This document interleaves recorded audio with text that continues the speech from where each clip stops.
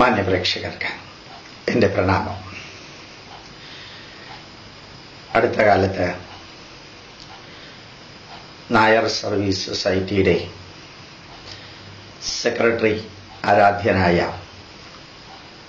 G Sukumaran Nair തന്ത്രിമാരെക്കുറിച്ചും പൂജാരിമാരുടെ ലഭ്യതയെക്കുറിച്ചും വളരെ വ്യക്തമായി നിശ്ചയദാർഢ്യത്തോടുകൂടി വിവരിക്കുകയുണ്ടായി. നായർ സമുദായത്തിൽ നിന്ന് തന്നെ നല്ല വിദ്യാഭ്യാസമുള്ളവരും കഴിവുള്ളവരും ബ്രാഹ്മണ്യത്തിലേക്ക്, ബ്രഹ്മജ്ഞാനത്തിലേക്ക്, വേദ മന്ത്ര തന്ത്ര പഠനത്തിനായി കഴിവുള്ളവരെയും തിരഞ്ഞെടുത്ത് കുറെ വ്യക്തികളെ പൂജാരിമാരായിട്ട്, തന്ത്രിമാരായിട്ട് അവരോധിക്കുന്നതിൻ്റെ ആ ചടങ്ങിലായിരുന്നു അദ്ദേഹം സംസാരിച്ചത്, വിവരിച്ചത് എന്ന് ദേശീയ ദിനപത്രങ്ങളിലും ചാനലുകളിലും കാണേണ്ടായി. എനിക്ക് വളരെ സന്തോഷം തോന്നി. നായർ സമുദായത്തിലുള്ള വ്യക്തികൾ പൂജാരിമാരാവുക, ഏതെല്ലാം ക്ഷേത്രങ്ങളിൽ അവരെ സ്വീകരിക്കുമോ അവിടെയെല്ലാം അവരെ നിയമിക്കുക.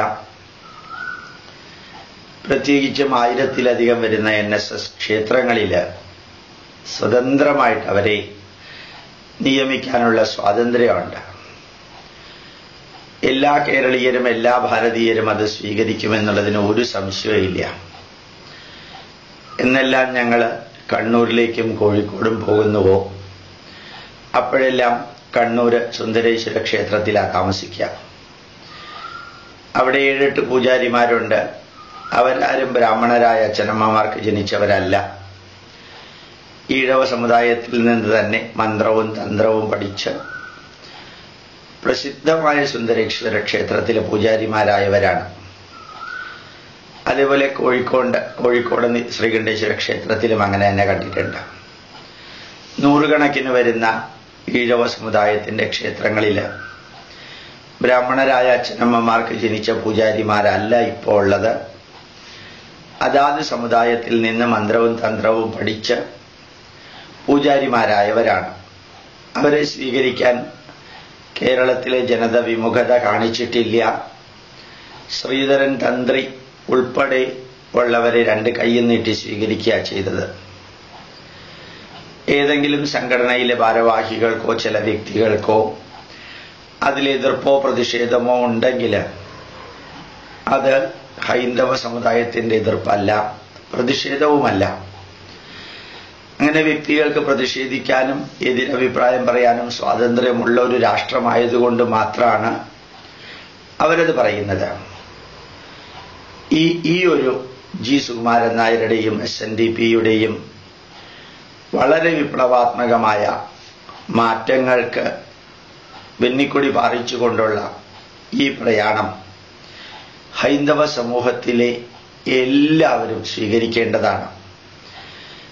ഹൈന്ദവ സമുദായത്തിലുള്ള എല്ലാ വിഭാഗം ജനങ്ങൾ, അത് മൂത്താന്മാരായാലും പുലയന്മാരായാലും പറയന്മാരായാലും ഏതെല്ലാം പേരിൽ അറിയപ്പെടുന്നോ ആ പേരൊക്കെ ഇന്നുണ്ടോ ഇല്ലയോ എന്നൊന്നും എനിക്ക് അറിഞ്ഞൂടാ. നാടാർമാരായാലും എല്ലാ സമുദായത്തിലും പെട്ട വ്യക്തികൾ, അതില് നന്മ നിറഞ്ഞ വ്യക്തികളെ നാരായണ ഗുരുദേവൻ പറഞ്ഞതുപോലെ പഞ്ചശുദ്ധിയോടുകൂടി, ശരീരശുദ്ധി, മനഃശുദ്ധി, വാക്ശുദ്ധി, കർമ്മശുദ്ധി, ആഹാരശുദ്ധിയോടുകൂടി ഉയരാനും വളരാനും ഉണരാനും ബ്രാഹ്മണ്യത്തിലേക്ക് എത്താനും കഴിവുള്ളവരെ മന്ത്രങ്ങളും തന്ത്രങ്ങളും പഠിപ്പിച്ച് അവരെ പൂജാരിമാരാക്കണം. Indian Institute of Scientific Heritage അതിനുവേണ്ടി എന്തെല്ലാം ചെയ്യണമോ അതെല്ലാം ചെയ്യാൻ തയ്യാറാണ്. യഥാർത്ഥത്തിൽ ആരാധ്യനായ VT ഭട്ടതിരിപ്പാട്, നമ്പൂതിരിമാരുടെ കുലത്തിൽ ജനിച്ച VT ഭട്ടതിരിപ്പാട് പറഞ്ഞത്, ഞാനും EM ശങ്കരൻ നമ്പൂതിരിപ്പാടുമെല്ലാം പൂണൂലുള്ളവരുടെ പൂണൂല് പൊട്ടിച്ച് ഉയർന്ന വ്യക്തികളെന്ന് പറയപ്പെടുന്ന ബ്രാഹ്മണരെ പൂണൂല് പൊട്ടിച്ച് അബ്രാഹ്മണരാക്കി താഴ്ത്തുകയാ ചെയ്തത്. ശ്രീനാരായണ ഗുരുദേവൻ താഴ്ന്നവരെന്ന് പറയുന്ന ഈഴവരുടെ കഴുത്തിൽ പൂണൂലിട്ട് അവരെ വേദം പഠിപ്പിച്ച് ഉയർത്തുകയാണ് ചെയ്തത്. ശ്രീനാരായണ ഗുരുദേവൻ ചെയ്തതാണ് ശരി എന്ന് വി.ടി. ഭട്ടതിരിപ്പാട് പറയേണ്ടായി. നമ്പൂതിരിമാരുടെ ഇടയിൽ തന്ത്രിമാരായി പ്രസിദ്ധനായ KPC അനുജൻ ഭട്ടതിരിപ്പാട് 180ഓളം മറ്റ് ജാതിയിൽപ്പെട്ടവർക്ക് വേദമന്ത്രം പഠിപ്പിക്കുകയുണ്ടായി. അപ്പൊ നമുക്ക് ഇന്നത്തെ സമൂഹത്തിൽ ആവശ്യം 2 കാര്യമാണ്. ഒന്ന്, എല്ലാ ജാതി വിഭാഗത്തിൽപ്പെട്ട ഹിന്ദുക്കളും നല്ല രീതിയിൽ പൂജയും മന്ത്രങ്ങളും പഠിച്ച് ക്ഷേത്രങ്ങളിലും വീടുകളിലും ആവശ്യമായ പൂജകളും തന്ത്രങ്ങളും മന്ത്രങ്ങളും അടിസ്ഥാനപ്പെടുത്തിയിട്ടുള്ള കർമ്മം ചെയ്യാൻ പാകത്തിന് ഉയരണം. അതിന് സൗകര്യമുണ്ട്. പണ്ടത്തെ പോലെ എതിർപ്പ് അത്രയൊന്നും ഇല്ല. രണ്ടാമത്തേത്, ഇന്നുവരെ പൂജ നടത്തിയിരുന്നവരുടെ കുടുംബത്തില് സോ കോൾഡ് നമ്പൂതിരിമാരായാലും എമ്പ്രാന്തിരിമാരായാലും അയ്യര് തമിഴ് ബ്രാഹ്മണന്മാരായാലും അവരിൽ ധാരാളം പേര് റിട്ടയറായിട്ട് വെറുതെ വീടുകളിൽ ഇരിക്കുന്നുണ്ട്. ജോലിയുടെ കാലാവധി കഴിഞ്ഞ് മരണം വരെയും ചുമ്മാ മറ്റ് ജോലികളൊന്നും ചെയ്യാതെ ഇരിക്കുന്നവർക്ക് അവർ പഠിച്ചതും അവരുടെ അച്ഛനമ്മമാരവരെ പഠിപ്പിച്ചതുമായ മന്ത്രങ്ങളും തന്ത്രങ്ങളും ഒന്നുകൂടി റിഫ്രഷ് ചെയ്ത് അവരും ക്ഷേത്രങ്ങളിൽ പൂജാരിമാരായിട്ട് പോകണം. ഇന്ന് കേരളത്തില്, ഭാരതത്തില് പൂജാരിമാരുടെ എണ്ണത്തിൽ വളരെ കുറവാണുള്ളത്. ഒരു IAS-കാരനെയോ ഒരു ഡോക്ടറെയോ ഒരു എഞ്ചിനീയറെയോ ചാർട്ടേഡ് അക്കൗണ്ടന്റിനെയോ കിട്ടാൻ വലിയ ബുദ്ധിമുട്ടൊന്നുമില്ല. പക്ഷെ നല്ലൊരു പൂജാരിയെ കിട്ടാൻ ശരിക്കും പറഞ്ഞാൽ അസാധ്യമാണ്, ലഭിക്കാൻ ബുദ്ധിമുട്ടാണ്. അതുകൊണ്ട് നമ്മൾ ഇന്നും നന്മ നിറഞ്ഞ പൂജാരിമാര് ഇപ്പൊ നിലനിൽക്കുന്നവരായാലും അവരുടെ മക്കളായാലും റിട്ടയേർഡ് ഉദ്യോഗസ്ഥന്മാര് റിട്ടയർമെന്റിന് ശേഷം വിശ്രമിക്കുന്നവരായാലും ഏത് വിഭാഗത്തിൽപ്പെട്ടവരായാലും നല്ല രീതിയിൽ മന്ത്രങ്ങളും തന്ത്രങ്ങളും പഠിച്ച് നമ്മുടെ ക്ഷേത്രങ്ങളിലും വീടുകളിലും പൂജ നടത്താനുള്ള ഒരു സംരംഭത്തിന് മുതിരണം. ഇന്ന് പൂജാരിമാരെ ലഭിക്കുന്നില്ല എന്നുള്ളത് ഒരു വശം. മറ്റൊരു വശം, ധാരാളം തന്ത്രിമാരും പൂജാരിമാരും വളരെയധികം ധാർമ്മികമല്ലാത്ത രീതിയിൽ ആണ് കർമ്മങ്ങൾ നടത്തുക. അവർക്കറിയാം അവരല്ലെങ്കിൽ വേറൊരാളെ പൂജാരി സ്ഥാനത്തേക്ക് ലഭിക്കാനില്ല. പ്രൈവറ്റ് ആശുപത്രികളിലുള്ള ചില പ്രൈവറ്റ് ഡോക്ടർമാര് മരുന്നിന് അല്ലെങ്കിൽ MRI സ്കാനിന് കമ്മീഷൻ മേടിക്കുന്നതിനേക്കാളും വലിയ ലെവലിലാ പൂജാരിമാര് ഈ പ്രശ്നം വെക്കുന്നവരുമായിട്ടുള്ള ബന്ധത്തിലൂടെ കമ്മീഷനായിട്ട് മേടിക്കുന്നത്. സമ്പത്ത് എല്ലാവർക്കും ആവശ്യമാണ്, പൈസ എല്ലാവർക്കും വേണമെന്ന് ആഗ്രഹമുണ്ട്. ധാർമ്മിക കർമ്മം ചെയ്യുന്ന വ്യക്തികളിൽ നിന്ന് ലോകം ധാർമ്മികമായിട്ടുള്ള പ്രവൃത്തികളാണ് പ്രതീക്ഷിക്കുന്നത്. പൂജാരിമാര് തന്ത്രിമാര് ക്ഷേത്രവും വിഗ്രഹവും പൂജാക്രമങ്ങളുമായിട്ട് അഭേദ്യമായ ബന്ധമുള്ളവരാണ്. അവരിൽ നിന്ന് അധർമ്മം ചെയ്യുന്നവർ പോലും പ്രതീക്ഷിക്കില്ല. അവര് ധർമ്മിഷ്ഠരാവണമെന്ന് എല്ലാവരും പ്രാർത്ഥിക്കുന്നു, ആഗ്രഹിക്കുന്നു. അങ്ങനെയുള്ളവരെ അവർ അന്വേഷിക്കുന്നു. അങ്ങനെയുള്ളവർ പറയുന്ന ഏത് കണ്ടീഷനും അംഗീകരിച്ച് ക്ഷേത്രങ്ങളിൽ പൂജാരിമാരായിട്ട് അവരെ നിയമിക്കുന്നു. അതുകൊണ്ട് നല്ല പൂജാരിമാരെ ലഭിക്കാൻ ബുദ്ധിമുട്ടുള്ള ഈ കാലഘട്ടത്തിൽ വളരെ അധാർമികമായ കാര്യങ്ങൾ ചെയ്യുന്നവരും പൂജാവിധികൾ ഒന്നും അറിയാത്തവരും കഴുത്തിൽ പൂണൂലുണ്ട് എന്നൊരൊറ്റ കാരണത്താൽ എന്തും ചെയ്യാനും ഭയങ്കരമായിട്ടുള്ള ദക്ഷിണ വാങ്ങിക്കാനുമുള്ള ഒരു സങ്കോചവുമില്ലാത്ത അവസ്ഥയിലേക്ക് എത്തിയിരിക്കുകയാണ്. ചില പ്രശ്നം വെക്കുന്ന ജ്യോതിഷന്മാരുമായിട്ട് നേരിട്ട് ബന്ധപ്പെട്ട് പൂജാരിമാരെ തെരഞ്ഞെടുത്ത് അവർ ചാർത്ത് കൊടുക്കുമ്പോൾ 4 ലക്ഷം 5 ലക്ഷം 6 ലക്ഷം ഒക്കെയാണ് കൊടുക്കുന്നത്. അപ്പൊ ഇതിന്റെ ഒരു വലിയൊരു അംശം ഈ പ്രശ്നം വെക്കുന്ന ആൾക്ക് കമ്മീഷനായി പോകും. ഒരു നല്ല അംശം പൂജാരിക്ക് കമ്മീഷനായിട്ട് പോകും. കുറച്ച് എമൗണ്ട് ഇടത്തലക്കാർക്ക് കമ്മീഷനായിട്ട് പോകും.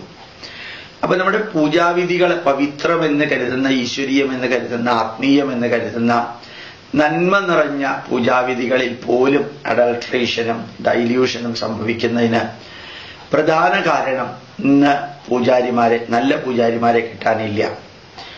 ആറാം തമ്പുരാൻ എന്ന സിനിമയില് അവസാന ഭാഗത്തിൽ ഒരു നമ്പൂതിരി പറയുന്നുണ്ട്, ഞാൻ ക്ഷേത്രത്തിൽ പൂജയ്ക്ക് വരില്ല എന്ന് മോഹൻലാലിനോട് പറയുന്നുണ്ട്.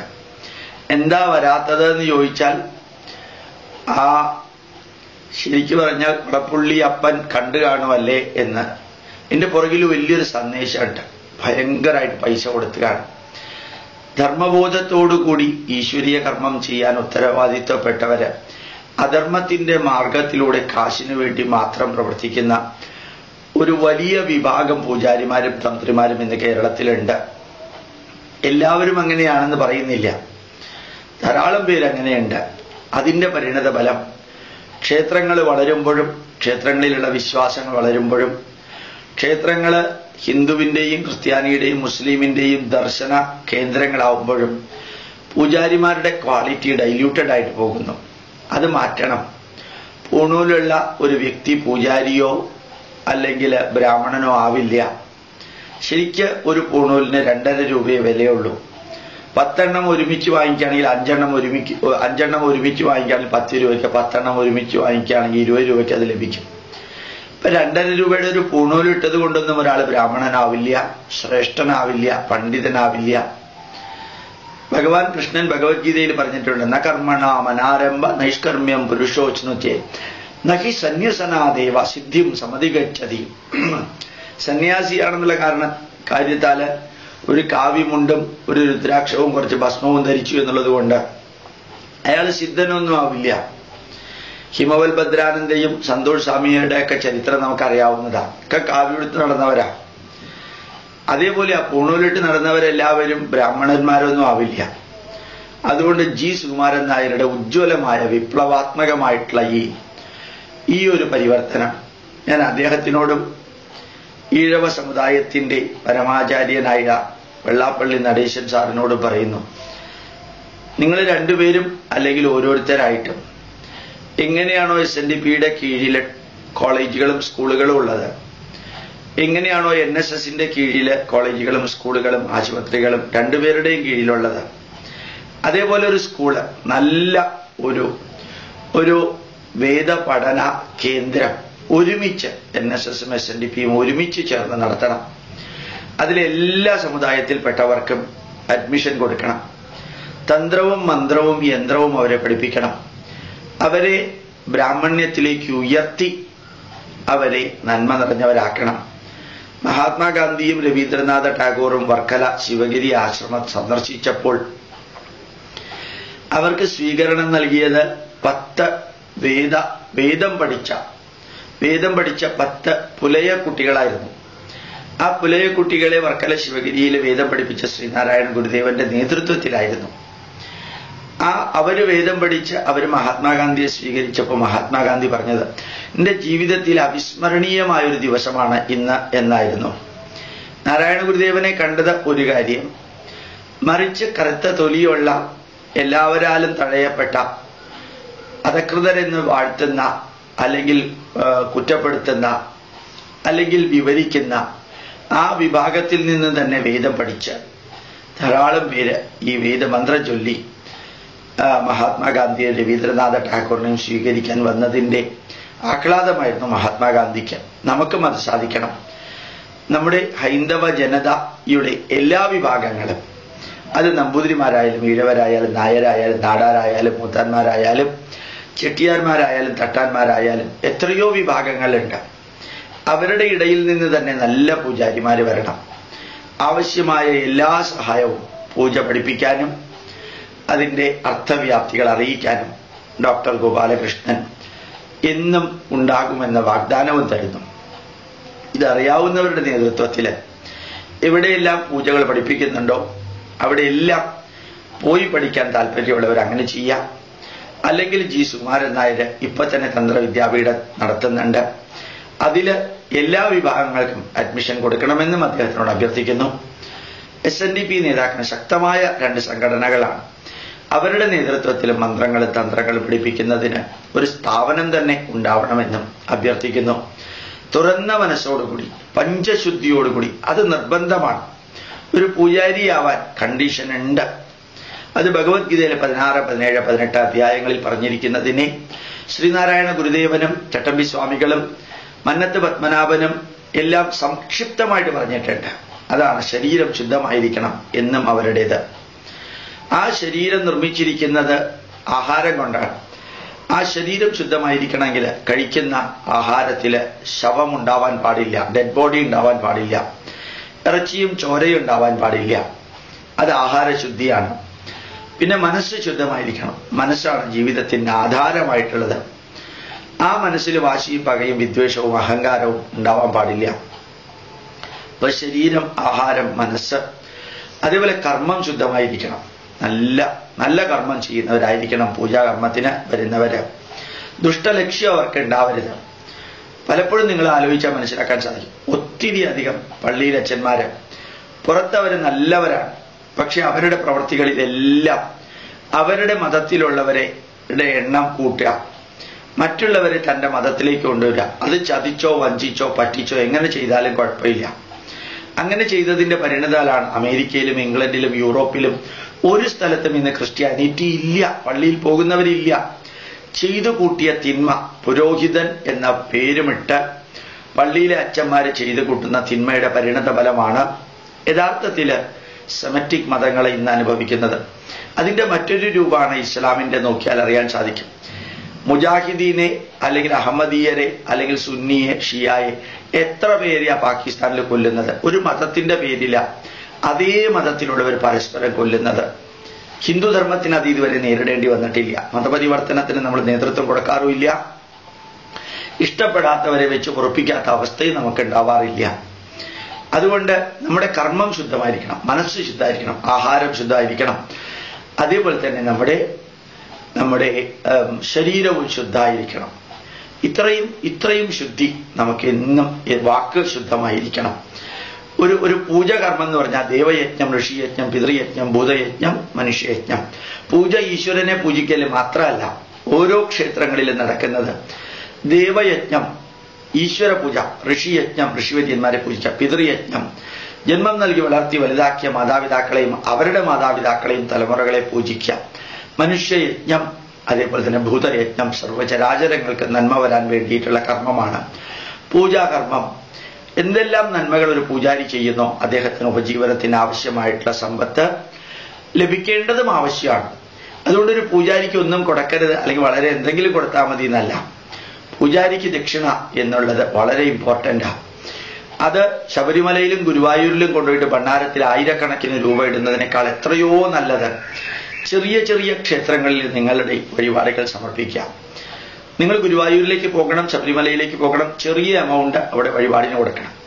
ഞാൻ പലപ്പോഴും പറയാറുണ്ട്, ഗുരുവായൂരിൽ ചെന്ന് 10-40 ദിവസം പഴക്കമുള്ള ഈ അപ്പവും അരവണയും വാങ്ങിക്കുന്നതിനേക്കാൾ എത്രയോ നല്ലത് അതാത് ചെറിയ ക്ഷേത്രങ്ങളിൽ അന്നുണ്ടാക്കുന്ന അപ്പവും അതേപോലെ പായസവും എല്ലാം സ്വീകരിക്കല്ലേ. അത് ആ ക്ഷേത്രത്തിന് നന്നായിരിക്കും, അത് ആ പൂജാരിക്ക് നന്നായിരിക്കും, ആ പ്രദേശത്തിനും അത് നന്നായിരിക്കും. അപ്പൊ നിങ്ങളുടെ വഴിപാടുകളെല്ലാം നിങ്ങളുടെ ഏറ്റവും അടുത്ത ക്ഷേത്രത്തിന്, മറ്റൊരർത്ഥത്തിൽ നിങ്ങളുടെ ഗ്രാമക്ഷേത്രത്തിനാണ്, നിങ്ങളുടെ ക്ഷേത്രത്തിനായിട്ട് സമർപ്പിക്കാം. പക്ഷേ ഗുരുവായൂരിൽ പോകണം, ശബരിമലയിൽ പോകണം, പ്രസിദ്ധങ്ങളായ ക്ഷേത്രങ്ങളിൽ പോകണം, ചെറിയ വഴിപാടിന് കൊടുക്കണം. വലിയ ക്ഷേത്രങ്ങളിൽ നിങ്ങൾ വഴിപാടിന് കൊടുക്കുന്നത് മുഴുവനും അത് ദേവസ്വം ബോർഡ് അംഗങ്ങൾക്ക് AC കാറിൽ പോകാനും 5 സ്റ്റാർ ഹോട്ടലിൽ താമസിക്കാനും അടിച്ചു പൊളിച്ച ആഡംബര ജീവിതത്തിനുമാണ്. എല്ലാ ദേവസ്വം ബോർഡ് ഭാരവാഹികളും രാഷ്ട്രീയക്കാരാണ്. രാഷ്ട്രീയക്കാരുടെ മനഃശുദ്ധി, വാക്ശുദ്ധിയൊക്കെ നിങ്ങൾക്കറിയാവുന്നതാണ്. അവർ ദേവസ്വം ബോർഡ് ഹിന്ദുവിന്റെ പണം എടുക്കുന്നു എന്ന് നമ്മൾ വിമർശിക്കുകയും വേദനിക്കുകയും ചെയ്യുന്നു. പക്ഷേ ഹിന്ദുക്കളുടെ പണം എടുക്കാൻ ദേവസ്വം ബോർഡുകാരെ മോട്ടിവേറ്റ് ചെയ്യുന്ന രീതിയിലാണ് നമ്മൾ ആ പൈസ കൊണ്ടുപോയിട്ട് അവിടെ സമർപ്പിക്കുന്നത്. നമ്മളുടെ ക്ഷേത്രങ്ങളിൽ സമർപ്പിക്കാം. നമ്മുടെ പൂജാരിമാരെ നല്ല രീതിയിൽ അവർക്ക് പഠിക്കാനുള്ള അവസരം ഉണ്ടാക്കി കൊടുക്കാം. നമ്മുടെ പൂജാരിമാര് നമ്മുടെ ഗ്രാമത്തിന്റെ ഭാഗമാണ്. നമ്മുടെ എങ്ങനെയാണോ അച്ഛന്മാര് ക്രിസ്ത്യൻ ഇടവകയുടെ ഉത്തരവാദികളാവുന്നത്, നമ്മുടെ പൂജാരിമാര് നമ്മുടെ കുടുംബാംഗങ്ങളുടെ ഭാഗമാണ്. തൃശ്ശൂര് അടുത്ത കാലത്ത് കുറെ ക്ഷേത്രങ്ങളിൽ പോയിരുന്നേ, എനിക്ക് അത്ഭുതം തോന്നി. അവിടുത്തെ പൂജാരിമാരെല്ലാം ആ ഗ്രാമത്തിന്റെ ഭാഗമാണ്. യുവാക്കളെ നയിക്കുന്നത് ആ പൂജാരിമാരാണ്. ആ യുവാക്കൾക്ക് എന്ത് ആവേശമെന്നറിയാം പൂജാരിമാരുടെ കൂട്ടത്തിൽ നിന്ന് കാര്യങ്ങളൊക്കെ ചെയ്യാൻ. ചാലക്കുടിയിലൊക്കെയാണ് ഞാനത് നേരിട്ട് കണ്ടത്. അപ്പൊ നമുക്ക് സാധിക്കണം. നമ്മുടെ പൂജാരിമാര് നമ്മുടെ സമുദായത്തിന്റെ ഭാഗമാണ്. നല്ലോണം പഠിച്ചവരായിരിക്കണം, പഞ്ചശുദ്ധി ഉള്ളവരായിരിക്കണം, നല്ല കർമ്മങ്ങൾ അറിയാവുന്നവരാവണം, നല്ല മന്ത്രങ്ങൾ അറിയാവുന്നവരാവണം. അതിന് നല്ല രീതിയിൽ ആവേശം നൽകുന്ന NSSന്റെയും SNDPയുടെയും മറ്റ് സമുദായത്തിന്റെയും നേതാക്കന്മാര് അതിനുവേണ്ട എല്ലാ സൗകര്യവും ഒരുക്കട്ടെ എന്ന് പ്രാർത്ഥിച്ചുകൊണ്ട് വാക്കുകൾ അവസാനിപ്പിക്കുന്നു. പ്രണാമം, നമസ്കാരം.